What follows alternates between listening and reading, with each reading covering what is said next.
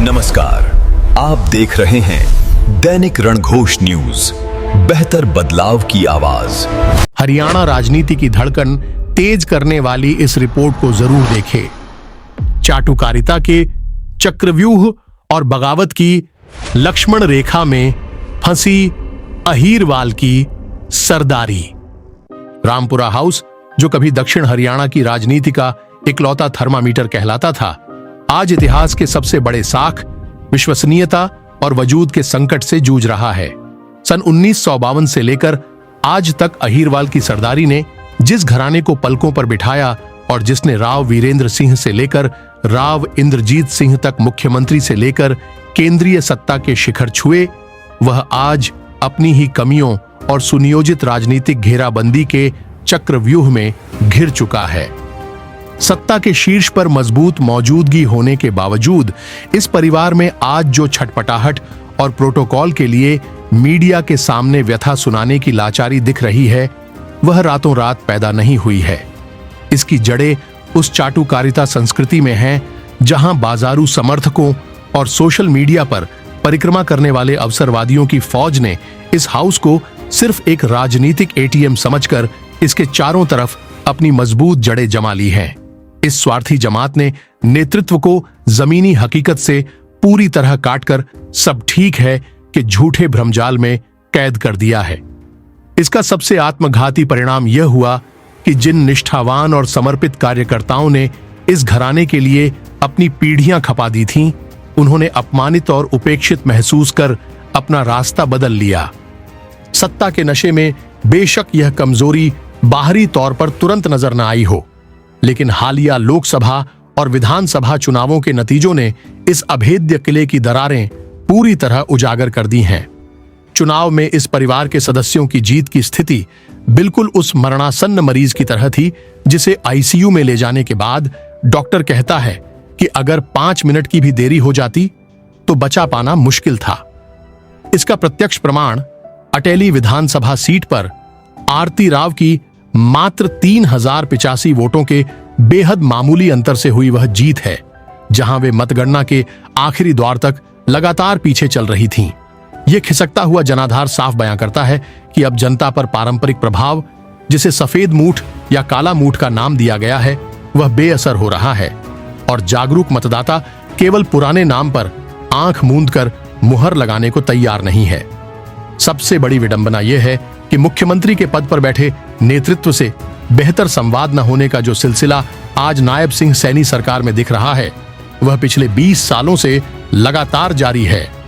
कांग्रेस की भूपेंद्र सिंह हुड्डा सरकार में दक्षिण हरियाणा की अनदेखी का आरोप हो या भाजपा की मनोहर लाल खट्टर सरकार के दोनों कार्यकालों में एम्स प्रोजेक्ट और गुरुग्राम मेट्रो में देरी को लेकर अपनी ही सरकार को कटघरे में खड़ा करना, रामपुरा हाउस हमेशा व्यक्तिगत राजनीतिक जंग और प्रेशर पॉलिटिक्स में ही उलझा रहा।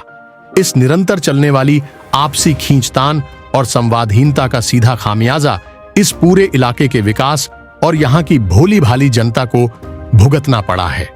इस धरातली कड़वाहट को हम हाल ही में रेवाड़ी और बावल विधानसभा क्षेत्र के दायरे में घटित हुए ताजे और महत्वपूर्ण घटनाक्रमों से आसानी से समझ सकते हैं।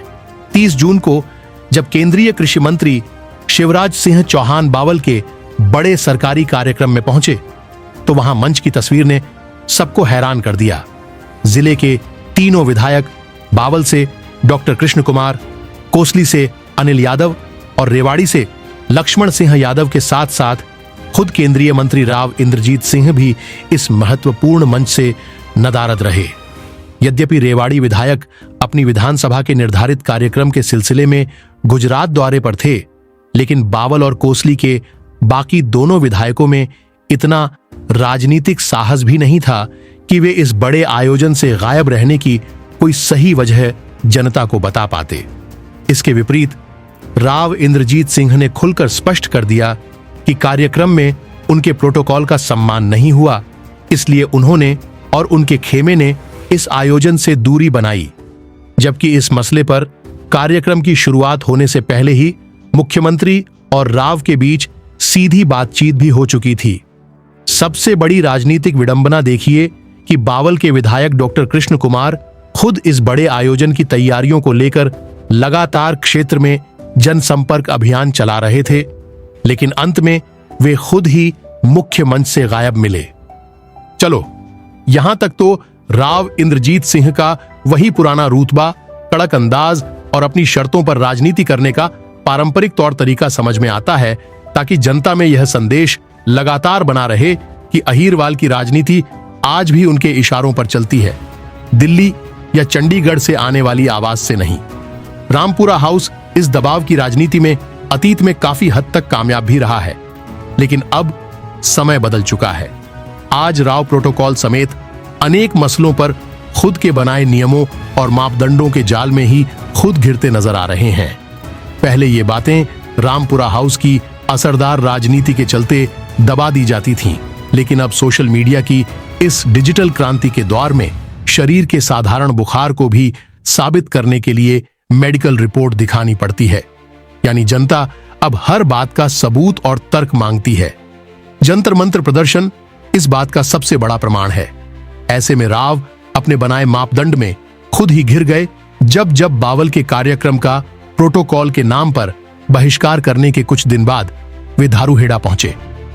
वहां नगर पालिका चेयरमैन अजय जांगड़ा के शपथ ग्रहण समारोह में मुख्य अतिथि के तौर पर राव इंद्रजीत सिंह तो शामिल हुए, लेकिन रेवाड़ी के स्थानीय विधायक लक्ष्मण सिंह यादव को निमंत्रण तक नहीं मिलने के कारण वे कार्यक्रम में अनुपस्थित रहे। ऐसा हरगिज नहीं हो सकता कि राव के समर्थक इतनी बड़ी राजनीतिक हैसियत रखते हों कि वे अपने ही क्षेत्र के मौजूदा विधायक को न बुलाएं। हैरान करने वाली बात यह है कि यहां विधायक के प्रोटोकॉल की धज्जियां उड़ने पर राव इंद्रजीत सिंह ने आयोजकों के प्रति कोई नाराजगी या आपत्ति नहीं जताई, जो उनके खुद के प्रोटोकॉल प्रेम पर बड़ा सवालिया निशान लगाता है। बात यहीं खत्म नहीं होती है। वर्चस्व की यह जंग गांवों के विकास कार्यों तक पहुंच गई है, जहां कुछ ग्राम पंचायतों के विकास पट्ट से रेवाड़ी के निर्वाचित विधायक का नाम ही गायब कर दिया गया और उसकी जगह राज्य की स्वास्थ्य मंत्री आरती सिंह राव का नाम लिखवा दिया गया, जबकि वे अटेली विधानसभा सीट से चुनाव जीतकर विधानसभा पहुंची हैं। इस वर्चस्व की जंग और श्रेय लूटने की राजनीति का सबसे बड़ा शिकार खुद रेवाड़ी शहर का विकास तंत्र बन चुका है। अतीत में रेवाड़ी शहर की जनता ने कांग्रेस के कुशासन से तंग आकर बड़े भरोसे के साथ भाजपा उम्मीदवार को नगर परिषद का चेयरमैन बनाया था। उनके पिछले 10 साल के शासनकाल में भ्रष्टाचार और कमीशनखोरी की सभी हदें पार हो चुकी थीं और शहर में चारों तरफ पूरी तरह से बेलगाम प्रशासनिक व्यवस्था का तांडव साफ नजर आ रहा था। लेकिन इतना सब कुछ सार्वजनिक रूप से दिखने और पूरी तरह प्रमाणित होने के बावजूद रामपुरा हाउस की छत्रछाया में नगर परिषद के इस सड़ चुके सिस्टम को ठीक करने के लिए कोई कठोर कदम नहीं उठाए गए। उल्टा जब स्थानीय भाजपा विधायक ने भ्रष्टाचार के खिलाफ अनेक मंचों पर आवाज उठाई, तो रामपुरा हाउस के रसूख का इस्तेमाल करके विधायक की उस आवाज को पूरी तरह से असरहीन और दबा दिया गया। यहां तक कि नगर परिषद के सरकारी कार्यक्रमों से भी विधायक को पूरी तरह दूर रखा गया। वर्तमान में भी हालात बद से बदतर हो चुके हैं। नगर परिषद के हालिया चुनाव में भाजपा उम्मीदवार को जिताने के लिए संगठन और कार्यकर्ताओं ने मिलकर खून पसीना बहाया था, मगर प्रचंड जीत मिलने के बाद भी शहर के विकास को गति देने के लिए रेवाड़ी विधायक और रामपुरा हाउस समर्थित नगर परिषद चेयरपर्सन आज तक एक बार भी मिलकर साथ नहीं बैठ पाए हैं। यदि यही अहंकार और टकराव की स्थिति जारी रही तो इसकी एक और बहुत बड़ी कीमत यह इलाका भुगतने जा रहा है। इस श्रेय लूटने की राजनीति की हद तो उस समय पार हो गई जब दिल्ली और पटौदी रोड पर 207 करोड़ की भारी भरकम लागत से बनने जा रहे ओवरब्रिज की महत्वपूर्ण योजना की धरातली हकीकत सामने आई।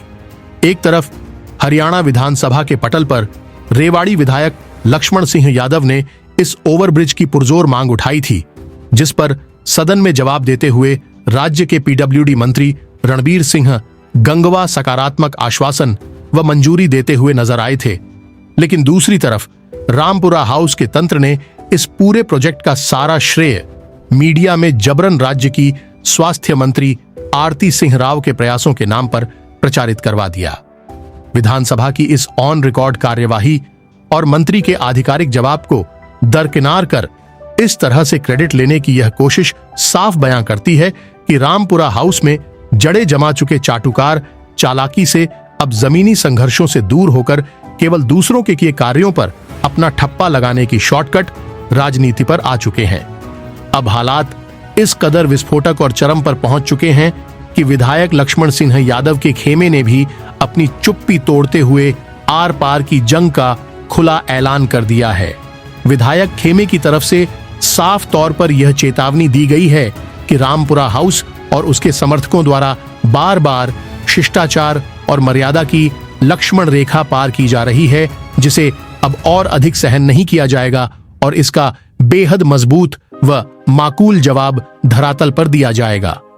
कुल मिलाकर जो राजनीतिक परिस्थितियां वर्तमान में बनती नजर आ रही हैं, उससे यह साफ जाहिर हो चुका है कि इस सत्ता में व्यक्तिगत वर्चस्व की लड़ाई के लिए इस पूरे अहीरवाल इलाके की एक बार फिर से बलि लेने की मुकम्मल तैयारी चल पड़ी है। इस बड़ी सियासी जंग की पूरी स्क्रिप्ट अंदर खाने तैयार हो चुकी है।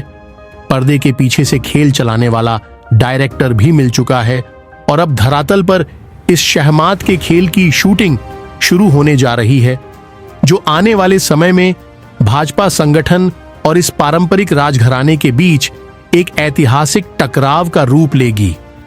और अंत में सब कुछ जानते हुए भी अगर रामपुरा हाउस आज भी अपनी इन बुनियादी और आंतरिक कमजोरियों पर पर्दा डालता रहा, आत्ममुग्धता की दुनिया से बाहर नहीं आया और इन मौकाप्रस्त अंधभक्तों की घेराबंदी को तोड़कर अपने पुराने वफादार व समर्पित कार्यकर्ताओं को दोबारा गले नहीं लगाया, तो यह प्रशासनिक और राजनीतिक अनदेखी आगे चलकर उन्हें किसी भी स्तर का नहीं छोड़ेगी। भाजपा जैसी राष्ट्रीय पार्टियां अब क्षेत्रीय क्षत्रपों पर अपनी निर्भरता खत्म कर समानांतर स्थानीय नेतृत्व खड़ा करने की सुनियोजित योजना पर काम कर रही है।